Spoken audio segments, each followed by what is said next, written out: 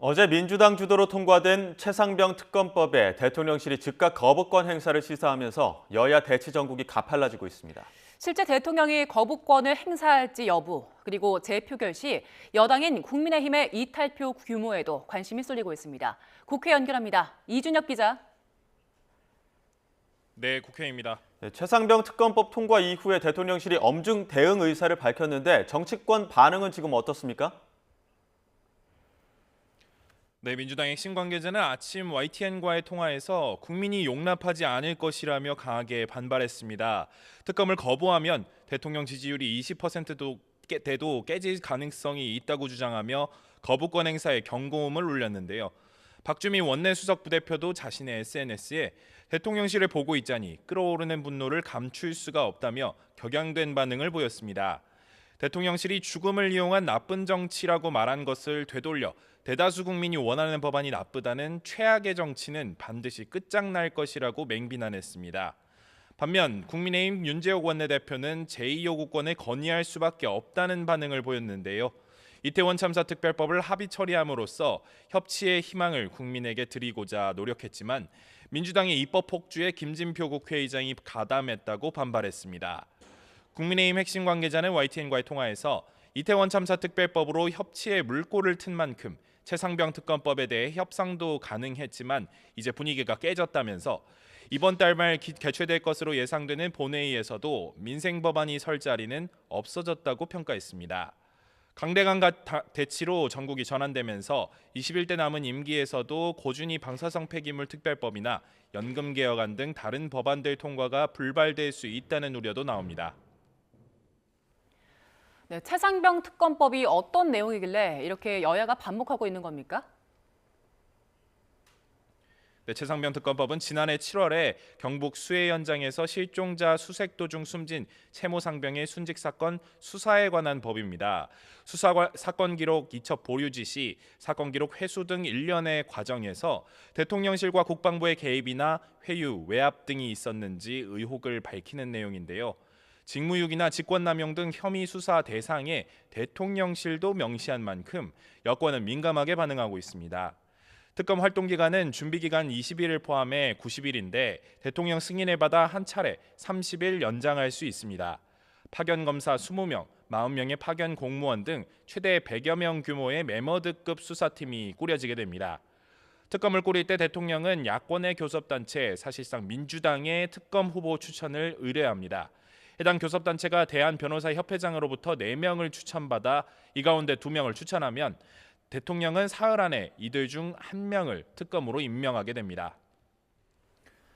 네, 대통령의 거부권 행사 여부 그리고 이후의 절차 등이 가장 큰 관심인데 앞으로 어떤 상황이 좀 전망됩니까?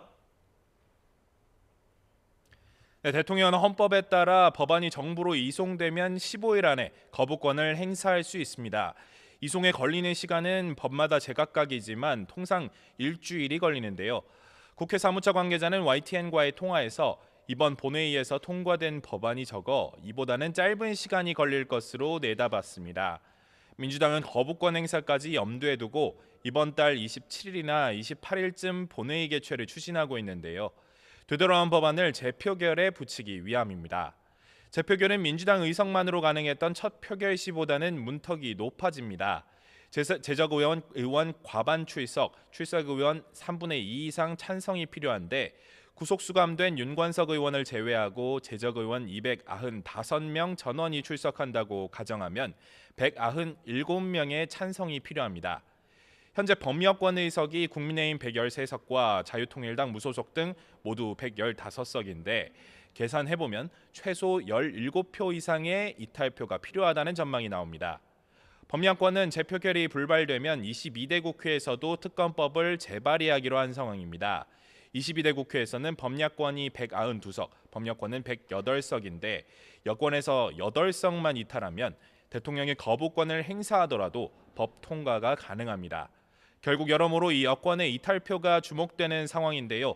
민주당 관계자는 YTN과의 통화에서 여론조사에서 특검을 수용하자는 쪽이 과반을 훌쩍 넘을 정도로 높게 나타난다며 여당 의원들이 여론의 압박을 받으리란 기대감을 내비쳤습니다.